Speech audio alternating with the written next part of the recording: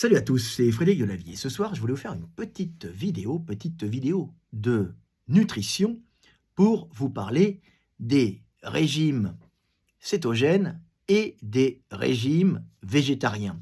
Alors, je voulais aborder, ou plutôt, je veux aborder cela sous l'angle des variations individuelles, des variations génétiques entre individus et entre populations, et pour montrer que ce qui est valable pour l'un ne l'est pas forcément pour l'autre, et qu'il faut toujours faire très attention quand on veut faire un régime. Ce régime peut avoir des effets merveilleux comme avoir des effets délétères en fonction de vos origines, de votre ethnie, donc de votre génétique. Alors, comme d'habitude, pour aller plus vite, j'utilise toujours mon ami virtuel, ChatGPT, l'intelligence artificielle, à qui je pose de bonnes questions pour qu'elle puisse me faire de bonnes réponses que je corrige parfois parce qu'elle ne comprend pas forcément très bien, mais c'est quand même un outil formidable qui me permet de vous donner un enseignement de qualité et rapidement. Alors, je vais vous parler des régimes cétogènes et végétariens en fonction des populations et des génétiques. On commence ce petit texte. Adaptation génétique et culturelle au régime riche en graisse animale, cétogène, versus végétarien. Comparaison entre population d'Europe du Nord et population indienne. Alors quand on parle de régime cétogène, c'est pas forcément avec beaucoup de graisse, c'est aussi avec beaucoup de protéines animales. Alors 1. Principe général. Nutrition, évolution et inadéquation moderne. L'espèce humaine est omnivore, mais les populations humaines ne sont pas nutritionnellement équivalentes. Des trajectoires évolutives distinctes sur plusieurs millénaires ont conduit à des optimisations métaboliques locales reposant sur la disponibilité des aliments, les pratiques culturelles, cuisson, fermentation, la pression de sélection nutritionnelle, l'adaptation du microbiote et certaines variantes génétiques fonctionnelles. Les régimes modernes, cétogènes, végétariens stricts, occidentaux standardisés, peuvent ainsi être bénéfiques, neutres ou délétères selon le terrain biologique et génétique. 2. Population d'Europe du Nord. Adaptation historique aux produits animaux et aux graisses. 2. 1. Alors, on fait des petits paragraphes. Contexte alimentaire ancien, forte consommation historique de viande, chasse, élevage, de poissons gras, de produits laitiers fermentés, de graisses animales cuites, alors c'est des produits laitiers fermentés ou pas en fonction des populations, climat froid, dépendance énergétique élevée aux lipides, fréquente période de disette, sélection de la flexibilité métabolique. 2.2. Adaptation génétique et physiologique associée. Tolérance accrue aux graisses saturées, oxydation lipidique efficace, prévalence élevée de la lactase persistante, usage durable des produits laitiers. C'est-à-dire qu'ils ont une mutation qui leur permet de digérer le lactose et qui se retrouve chez les populations qui ont été des éleveurs pendant des milliers d'années. Il y a eu sélection des individus qui digéraient bien le lait. Les autres ont eu en général des problèmes intestinaux, des diarrhées, des problèmes qui, associés par exemple l'hiver à des microbes, des pathologies pulmonaires virales et des proliférations de bactéries, et un affaiblissement du système immunitaire à cause d'une intolérance au lait, a éliminé tristement les individus qui ne digéraient pas le lait puisque ça affaiblissait leur système immunitaire. Alors ensuite, donc prévalence élevée de la lactase persistante, usage durable des produits laitiers, capacité relativement élevée à entrer en cétose, utiliser les corps cétoniques comme substrat énergétique, supporter des régimes pauvres en glucides sans désorganisation métabolique immédiate. Attention, ces adaptations sont relatives et pas absolues. Elles n'annulent pas les effets délétères d'un excès chronique. 2, 3. C'est tout le temps des petits paragraphes. Régime cétogène, pertinence relative. Chez ces populations, le régime cétogène peut réduire l'hyperinsulinémie, améliorer la glycémie, mobiliser efficacement les graisses, être transitoirement bénéfique dans certains contextes cliniques. Ils exploitent une prédisposition ancienne à la valorisation des lipides animaux, surtout lorsqu'ils privilégient les graisses non oxydées, les protéines modérées et les produits peu transformés. On fait une comparaison avec population de l'Inde. On prend l'excès, bien sûr, l'excès, les populations qui sont le plus éloignées de ces régimes avec des produits animaux en tout genre. Alors l'Inde, adaptation ancienne au régime végétarien complexe. 3.1. Alors contexte alimentaire ancien, végétarisme partiel ou majoritaire sur plusieurs millénaires, alimentation structurée autour de céréales, légumineuses, fibres, épices, produits laitiers fermentés non systématiques, faible consommation historique de viande et de graisse animale cuite. Adaptation génétique et métabolique associée, variante. Alors, je vous dis toujours, je cite les gènes qui sont utilisés. C'est assez inintéressant à la base, mais si vous voulez briller en société, vous pouvez les citer pour donner l'impression que vous avez eu accès à des sources scientifiques de qualité. Bon, en vérité, ça ne sert pas à grand-chose, mais je vous les cite quand même. Variante spécifique des gènes FADS1, FADS2, meilleure conservation des acides gras végétaux, ALA, EPA, DHA, optimisation des membranes cellulaires avec peu de lipides animaux, métabolisme performant des glucides complexes, microbiote spécialisé dans la fermentation des fibres, phénotype métabolique fréquent dit think fat, faible IMC apparent mais forte sensibilité à l'inflammation métabolique. Attention, absence d'adaptation à un flux élevé de graisses saturées animales, lipides oxydés par la cuisson, régime pauvre en fibres. Donc, s'ils ont un flux élevé de graisses saturées animales, comme on rencontre au nord, des lipides oxydés par la cuisson et un régime pauvre en fibres, ils tombent malades. Donc, on voit qu'ils ont des spécialités, ils peuvent une meilleure conversion des acides gras végétaux, de ALA en EPA, DHA, ce que n'ont pas les Européens du Nord. Donc, ils sont bien adaptés à certaines alimentations et pas à d'autres. Donc l'alimentation des Européens du Nord. Régime cétogène, inadéquation fréquente. Avec le régime cétogène, ils vont avoir des problèmes.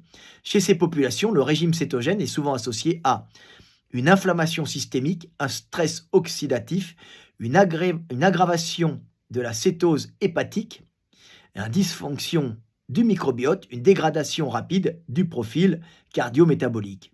Il entre en conflit direct avec les adaptations génétiques et culturelles historiques. Donc ça pose de graves problèmes, et des gens qui viennent d'Inde, s'ils suivent un régime purement, par exemple, d'Allemands du Nord, avec une base de laitage, de fromage gras, de charcuterie, de wurst et d'œufs bacon le matin avec du poisson gras, ils vont être très malades et même au bout d'un certain moment avoir une inflammation générale de l'organisme et ils vont même pouvoir des fois en mourir. Voilà. Alors, rôle central des pratiques culturelles chez les Indiens d'Inde. L'adaptation ne repose pas uniquement sur les gènes, mais aussi sur la fermentation, association alimentaire, céréales plus légumineuses, usage d'épices anti-inflammatoires, type de cuisson, rythme alimentaire. On coévolué, tout ça, avec la physiologie. La rupture brutale de ces pratiques, migration, occidentalisation, est un facteur majeur de pathologie. Et souvent, ces gens qui se sont adaptés à d'autres cultures, mais se sont tellement adaptés qu'ils ont opté pour le mode alimentaire de ces nouvelles cultures occidentales, eh ben, ils ne font pas de vieux os, malheureusement, donc il faut faire très attention. Il faut toujours essayer de manger en fonction de sa génétique. Ce qui est valable pour l'un ne l'est pas pour l'autre. En conclusion, 5, il n'existe pas de régime universel optimal. Le régime cétogène est contextuellement adapté à certaines populations, notamment nord-européens, mais inadapté à d'autres, notamment indiennes d'Inde. Le végétarisme peut être hautement fonctionnel dans un cadre génétique de culture cohérente, mais délétère s'il est transplanté sans adaptation.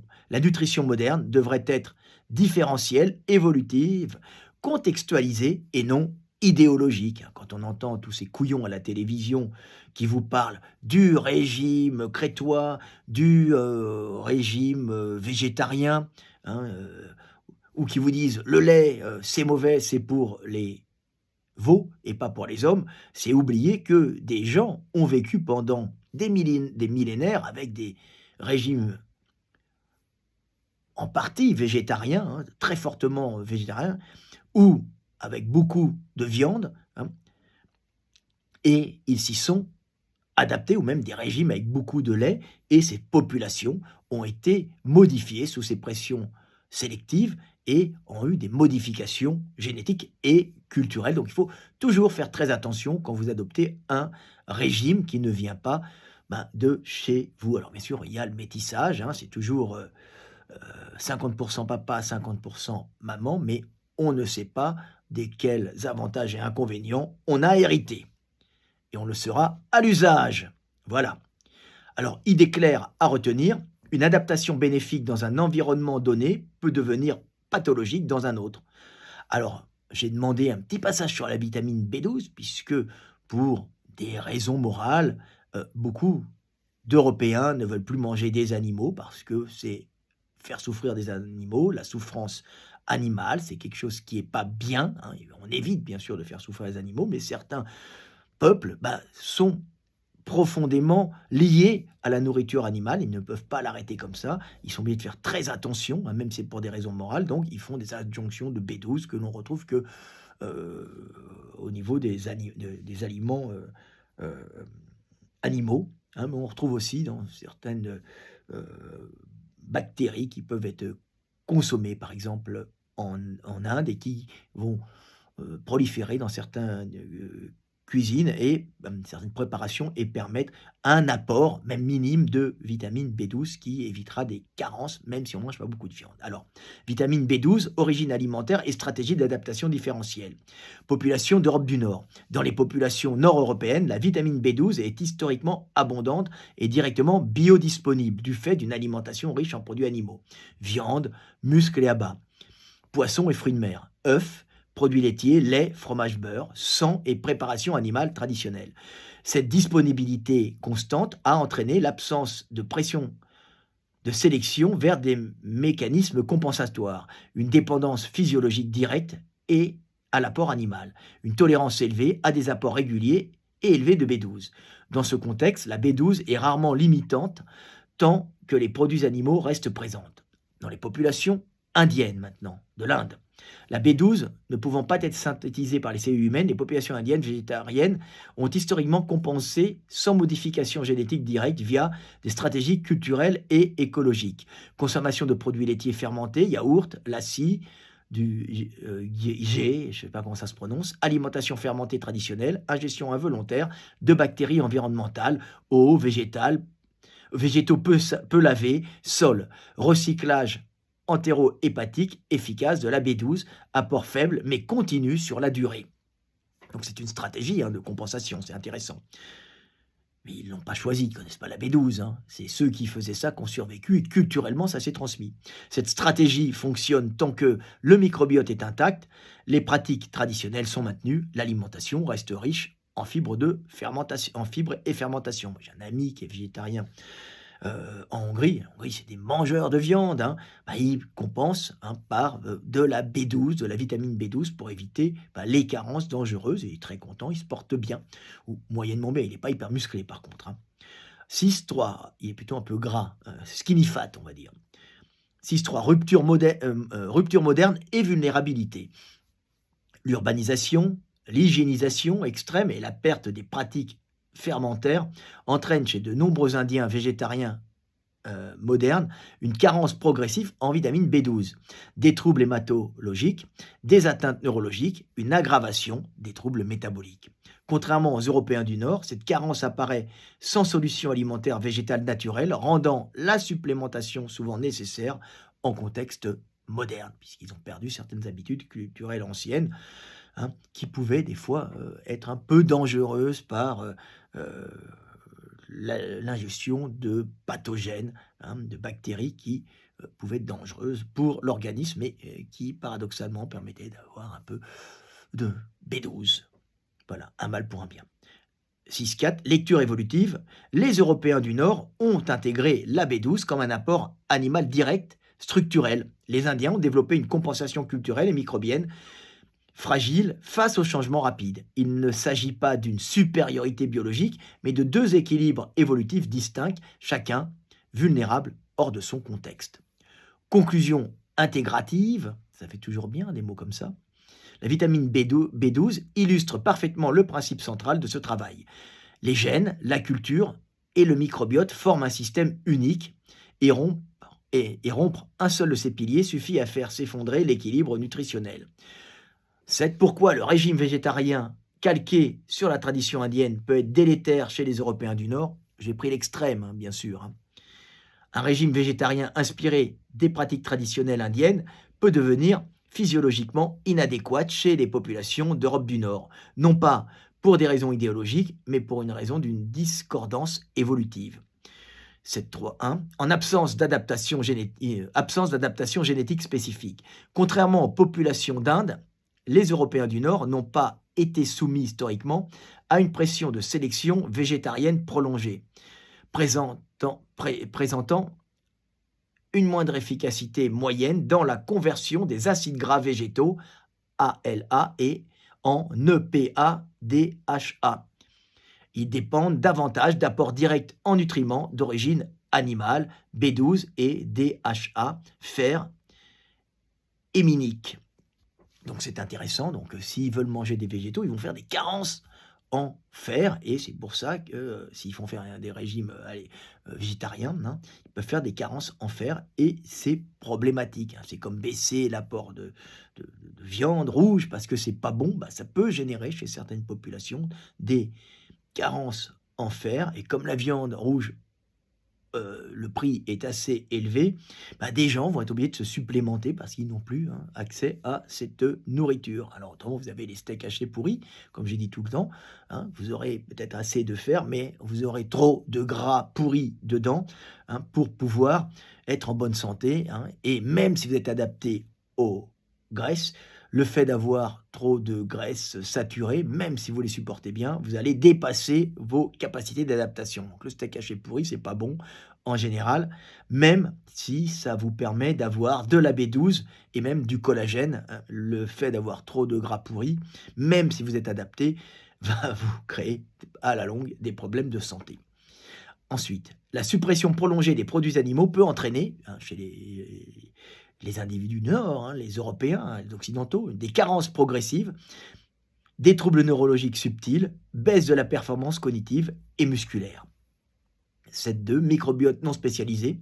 Le microbiote nord-européen est historiquement moins orienté vers la fermentation massive des fibres, plus adapté aux protéines et graisses animales.